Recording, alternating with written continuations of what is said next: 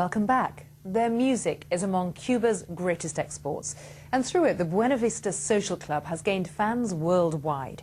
After more than 40 years of US sanctions, the musicians' unique rhythm embodies a distinct culture which has flourished in the island nation.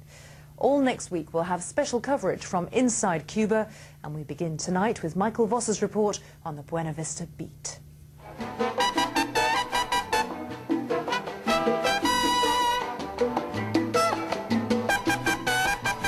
Cuban music is one of the attractions which draws so many visitors to this Caribbean island. Most popular of all, the traditional rhythms of the Buena Vista Social Club, made famous a decade ago with the award-winning film. The success of the Buena Vista Social Club helped revitalise Cuban music, both at home and abroad. Now, without many of its original members, it's turned from a band into a brand.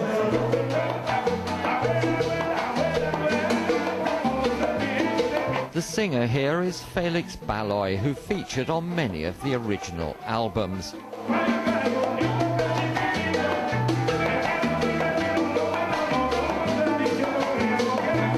These days he incorporates the name Buena Vista in his show. It's a surefire way to pull in the tourists.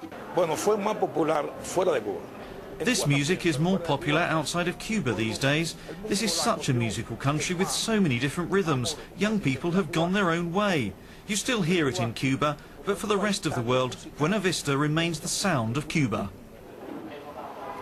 Drummer Amadito Valdez is one of the younger members of the original band made famous by the film. Today, this 63-year-old still lives in the modest Havana apartment he grew up in.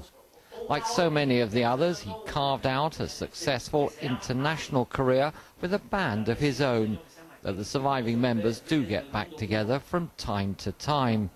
His daughter Idania is touring Europe, singing with the official Buena Vista Social Club, one of a new generation of musicians helping fill the gaps. I see the Buena Vista Social Club as a project. The band had a number of well-known figures who developed their own groups and orchestras. That's where you find Buena Vista these days. Some of these musicians are no longer with us, but their bands continue the tradition. On any one night, there might be a Buena Vista Social Club playing in Plaza Vieja, another one playing somewhere in England.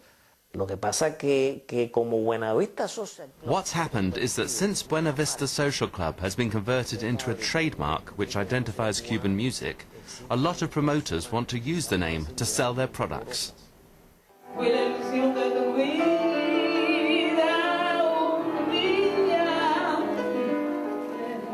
Omara Portuondo is one of the last of the original Buena Vista superstars. This 79-year-old diva recently returned from the United States, where her latest solo album won a Latin Grammy. She was the first Cuban musician to be granted a visa to perform there after President Obama eased restrictions on artistic exchanges. But can Buena Vista still be the same without her and so many of the other original members? No, it hasn't changed. This type of music will always be with us. It's still the Buena Vista sound. Members of the band may change because some have passed away, but the spirit lives on. And for the tourists paying to attend a Buena Vista concert, does it matter that it's not the band they saw in the movie or heard on the CD? No, I don't think it really matters because the content is still there. And that's what matters, the music. There's mortality, so people come and go. Like one of the famous groups from your country, the Beatles. I mean, not all the members are with us, but you know, music's music, and you know, I'm sure there's bands out there or musicians that have grown up listening to Buena Vista Social Club and embrace that music. Much of the music has its roots in the 1940s and 50s. Buena Vista brought these golden oldies back to life, and there's no sign that these rhythms are about to fade away anytime soon. Michael Voss, BBC News, Havana.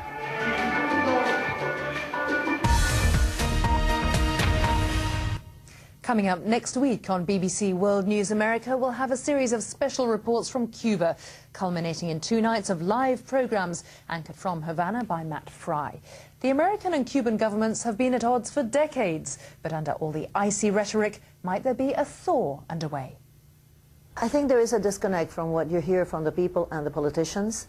I think the people are traveling much more to Cuba. I think the people are looking for ways to engage with Cuba. There was an unprecedented statement of regret today from Cuban President Raul Castro over yesterday's death of a jailed dissident who had staged a long hunger strike. However, Castro denied any ill treatment of Orlando Zapata and blamed the US for his death. It's just the latest flare-up in the long battle between America and Cuba. And yet, despite that animosity, a new survey by the BBC and Harris poll shows that an overwhelming 3/4 of Americans think the relationship with the island nation is an important one.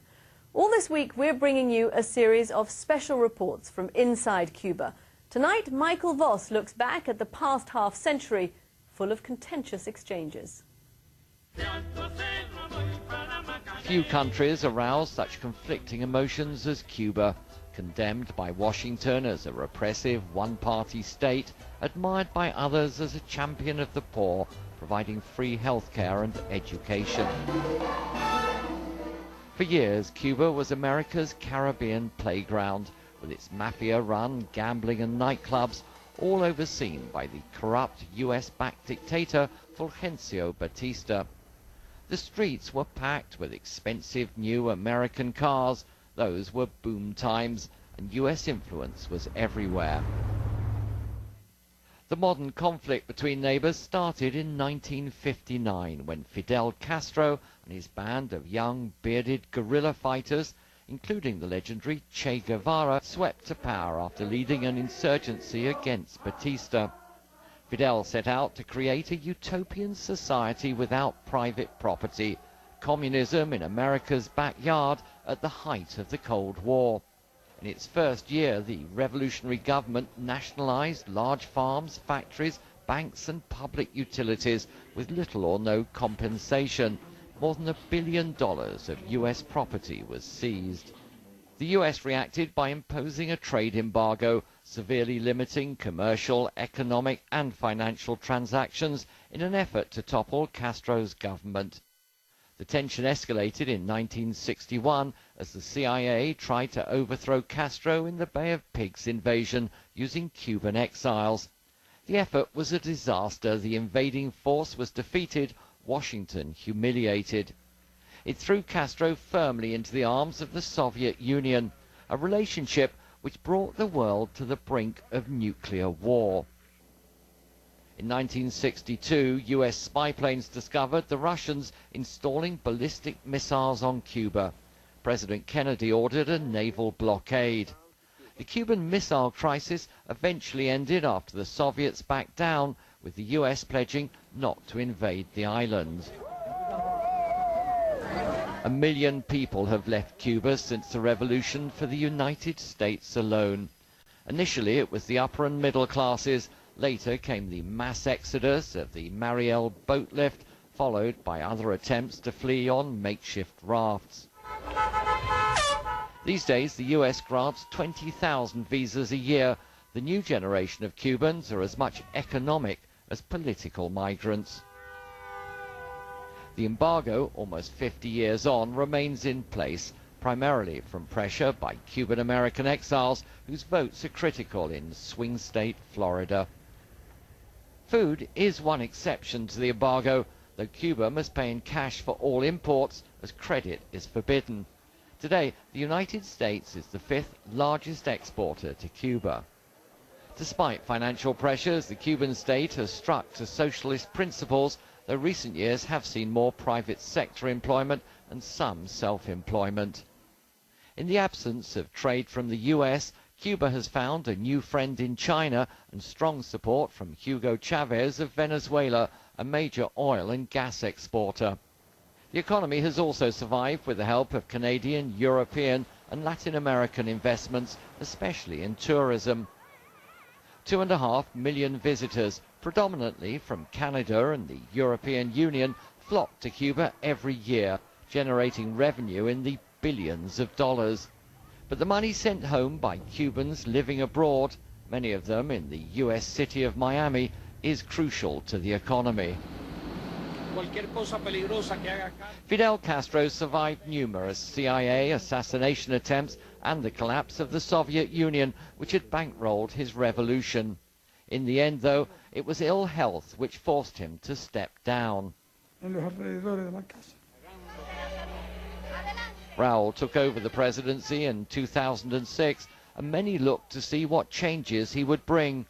But under Raúl, the communist system has remained virtually unchanged. With Barack Obama in the White House, relations have started to thaw. There are now direct talks on immigration and other issues, but the US continues to insist that there must be reforms before the trade embargo can be lifted. The old Cold War standoff shows no signs of ending soon. Michael Voss, BBC News, Havana. Welcome to Havana. It is extremely rare for a Western broadcaster to be allowed to go live from this city, and for us indeed to report on the colour and the complexity of this beguiling and fascinating country, as we've been able to do all week. Now, in the next few days, we're going to give you a fascinating tour of 21st century Cuba. In a way, you could say this is the Cuba post-Fidel. Now, of course, Fidel Castro, who started the revolution here in 1953, completed the revolution in 1959, who is the father of this nation, is still with us, both in body and in spirit. He is still the defining voice of this country. Well, Cathy, from the vantage point of the ordinary, or indeed extraordinary Cuban, the whole agonizing debate about health care in the United States seems somewhat quaint. In this country, for decades, they've been bragging about their free universal health care. And of course, they've been ridiculing America for the lack of it. Now, healthcare here is a source of pride, justifiably so, but it's also a tool of diplomacy. Here's our man in Havana, Michael Voss. Fidel, Fidel, they cry, a familiar chant on this revolutionary island. But these are junior doctors and not one of them is Cuban. They come from across Latin America and the Caribbean. Now they're on their way to Haiti as part of Cuba's Emergency Assistance Brigade. They all graduated from the Latin American Medical School on the outskirts of Havana. There are 10,000 foreign students here, all on full scholarships paid for by the Cuban government. I wouldn't have been able to become a doctor without my scholarship, because things back in St. Vincent, because of poverty and economical crisis and stuff, it's very hard to get, that set of money. Most are from poor developing countries, though some come from underprivileged communities in the United States. What the Cubans ask in return is that once they graduate, they take their medical skills back home. They teach us everything to become a general doctor, a good practitioner of medicine. The only one is they ask us morally, would you please go back to the community that needs you and practice it? There's no strings attached, It's just a moral one. Paying for foreign medical students to come here is just one part of what's turning into a policy of health diplomacy. Cuba also sends tens of thousands of doctors to needy parts of the world while bringing hundreds of thousands of foreign patients here for eye surgery. The Cubans call it Operation Miracle, free eye surgery for those in need. These international medical programs can't be cheap, but in political terms they are paying dividends. Every country in the region, bar the United States, has restored diplomatic ties. With a new generation of doctors singing their praises back home, healthcare has become a key factor in Cuba's battle for hearts and minds. Michael Voss, BBC News, Havana.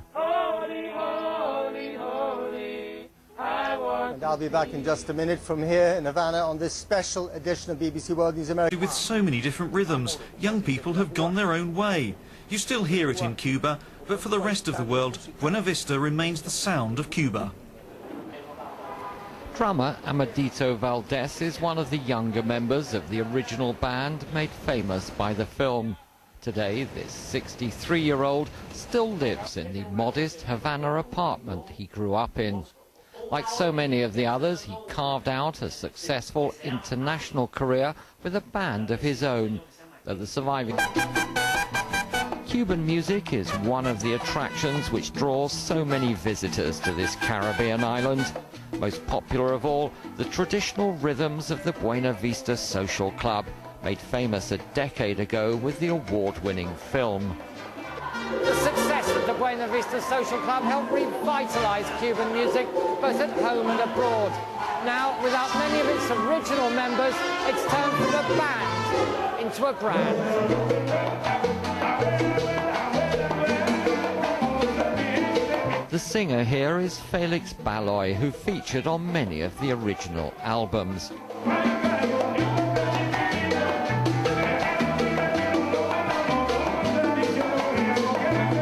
These days he incorporates the name Buena Vista in his show.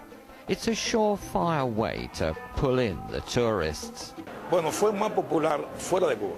This music is more popular outside of Cuba these days. This is such a musical country. Welcome back. Their music is among Cuba's greatest exports, and through it the Buena Vista Social Club has gained fans worldwide.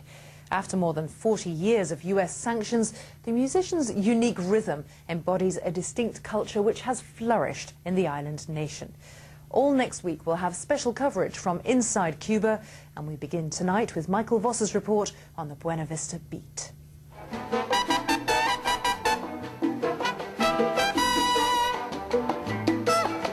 Members do get back together from time to time. His daughter Idania is touring Europe singing with the official Buena Vista Social Club, one of a new generation of musicians helping fill the gaps. I see the Buena Vista Social Club as a project. The band had a number of well-known figures who developed their own groups and orchestras. That's where you find Buena Vista these days. Some of these musicians are no longer with us, but their bands continue the